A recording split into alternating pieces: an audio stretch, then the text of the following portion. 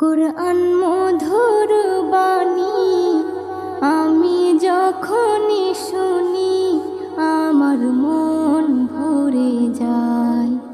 কোরআন মধুর বাণী আমি যখনই শুনি আমার মন ভরে যায়। শোনো মুমিন মুসলমান, পড়ে দেখো না কোরআন, কত শান্তি পাওয়া যায়। কোরআন